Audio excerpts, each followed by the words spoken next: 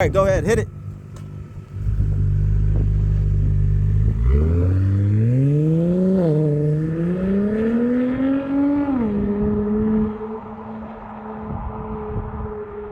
I'm gonna go on another street where we can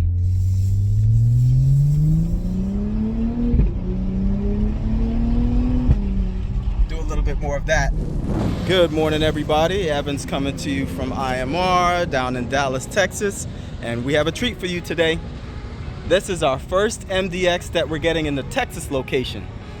We've had a bunch of them come to the Connecticut location where we started, but this is one coming up to us from Houston all the way to Dallas. And we are about to do primary downpipes, secondary downpipes, and the full IMR catback. So this car is gonna turn up, and then we're gonna put a JB4 on it. So we're gonna get performance, we're gonna get some sound, and it's gonna help transform things. All right, now we're inside of IMR. We've got her up on the lift. Let's take a look at what we're doing here. We started pulling down the exhaust.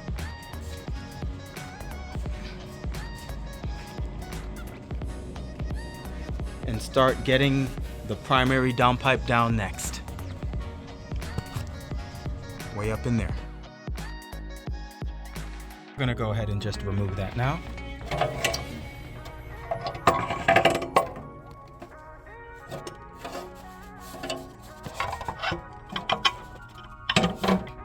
There you go.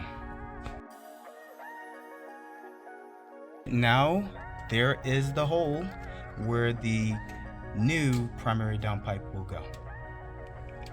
Let's go ahead and get that situated. Good morning, gang. Evans back at you again. IMR bringing you exhausts for the MDX. We've been welding. We spent a late night putting more beads down on the MDX exhaust. We have the primary downpipe, secondary downpipe, and exhaust, and it rocks. MDX is on the lift.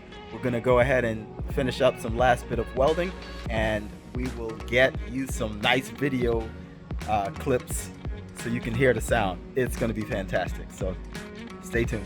All right, here is the light being on. We have good clearance. I guess that's all I'm really trying to show. We have good clearance to see the bottom there, see the shields there, above and below. And I'm gonna zoom in. We have, in this case, a pretty decent sized cat on it, a high flow cat.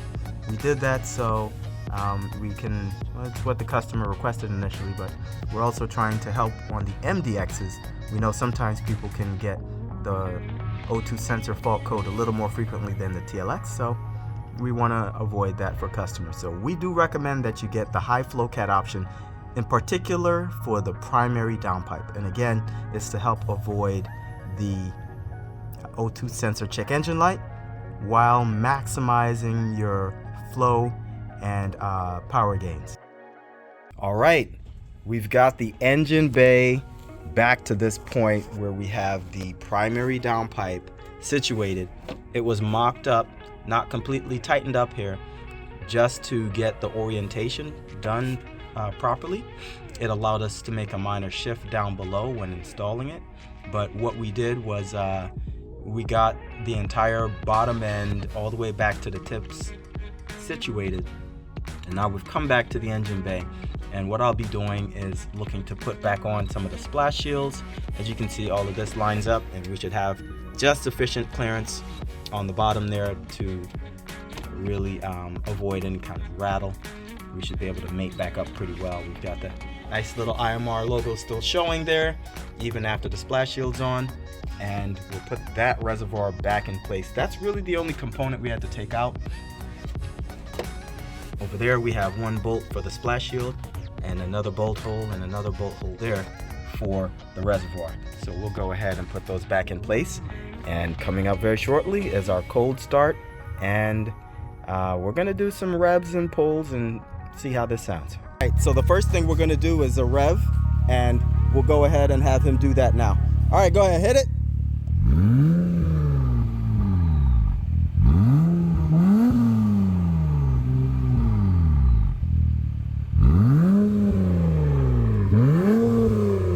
love what Acura has done with these engines. How does that sound for you, man? Amazing. Amazing. Yeah, this sounds absolutely great. I can't wait to do some digs now. Let's go ahead and record that. All right, folks, so we've done some initial blipping and such, and we have it in Sport Plus. We're gonna continue driving it. We're just kind of cruising around the neighborhood.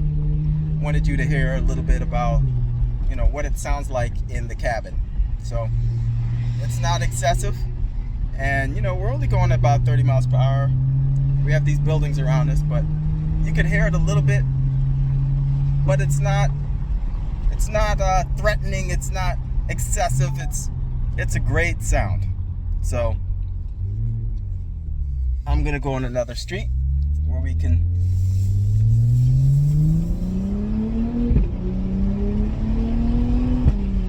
do a little bit more of that. That's what the in-cabin sound is like. And we got smiles everywhere.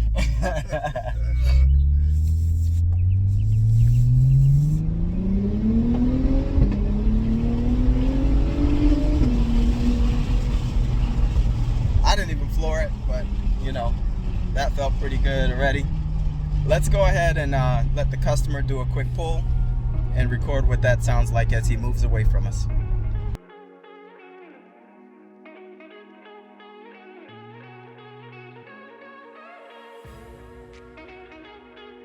All right, so we've let you hear the in-cabin, we let you hear a cold start. Now we're gonna have him just pull away from us at a dig. It is in Sport Plus. We're not asking him to launch or do anything, but we just want him to move off spiritedly and let you capture what that sounds like. All right, go ahead, hit it.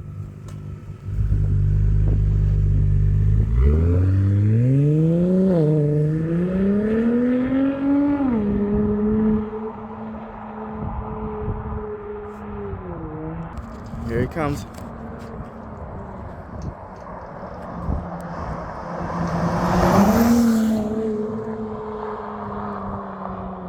I think he's enjoying himself.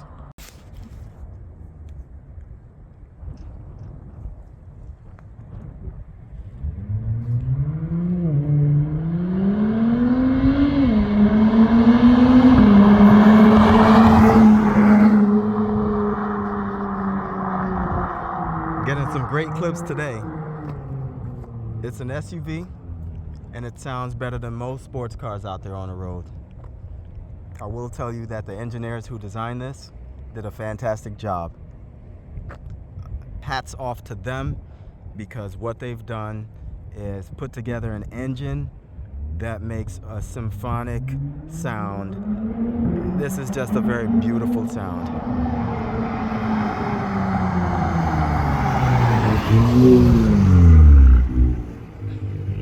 Man, look, I just got back in this car and look at how beautiful the interior is. I love the red leather with all the stitching, and it's a great design, man. Really appreciate what Acura has done here. Even the handles, the robustness and thickness of that. Even on the passenger side, you got all the settings. Anyway, enough showing off about all that. I'm just ecstatic about these cars. We want our customer here to go ahead and do or just give us some feedback. Like our thoughts are, and other customer feedback is that we actually have a little bit more throttle response and maybe a little more power just from installing the downpipes and exhaust. So what's your feedback here? What do you think? Definitely more responsive. Sport Plus mode actually, increases the responsiveness just in and of itself, but I feel like it's even more responsive. It's just, fingertip or toe tip responsiveness. It is incredible. This is amazing. Awesome. And what are your thoughts on, does it feel more powerful too? Did you feel any additional, from the butt dyno? We're not on an actual dyno, but seat of the pants, what does it feel like? I can definitely feel that it's more power. It's as if it's been let free, opened up, and I get it. I feel it in my, feel it in my bones. Well, that's exactly what we've done with the design. We've used wider sweeping bends, and it really opens up the flow. Our design of mandrel bent piping and the combination of components that we use give it the increased flow while keeping the tone and the sound sounding refined, but yet a little more masculine, and definitely it's a crowd pleaser. So we appreciate you sharing some of that with us. Awesome. Well, we're about to go back and put the JB4 on and see what that does. Let's do it. Let's do it. Hey folks, just wanted to take you on the inside. I was installing the JB4 and realized I needed my super long tool here. It's very helpful. I grabbed these from Harbor Freight, and they are for, removing those push locking pins. What I did was I removed the seal that's around where the steering shaft goes down through the firewall, and I was able to get between the grommet and the actual firewall of the car. So that's not going to interfere with the steering column at all, and we're just going to route this behind the carpet so that it's not visible, just like that. And we'll go up a little higher and route behind this panel. And with those few minor steps, we have no visible wire. We just popped back on the cover, and you can see everything looks normal. You don't see any wire. Beautiful. Don't know if you could see it, but where we ran the wire, it came out through there. We were able to actually push the wire out from where the steering column grommet let us have access to the engine bay, and we routed behind the heat shield, and that's going to also help protect the wire from being exposed to too much heat. And then we went underneath the positive terminal and came out there, and we are connecting to the JB4 now. So once we connect to the JB4, we started running our lines to the map sensor, and then we routed across the top of the engine, trying to avoid some of the hottest parts, but routing kind of along some of the lines of the harnesses down to the other map sensor on the charge pipe there. And we're gonna go and zip tie the rest of these in place.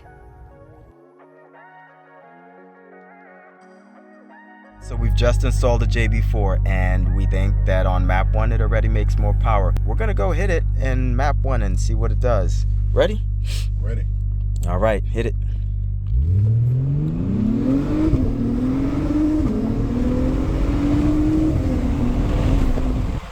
Yeah. That's different. Yeah, that's it. That is nasty. That is it, buddy. That is it right there. That was good. Here it is, folks.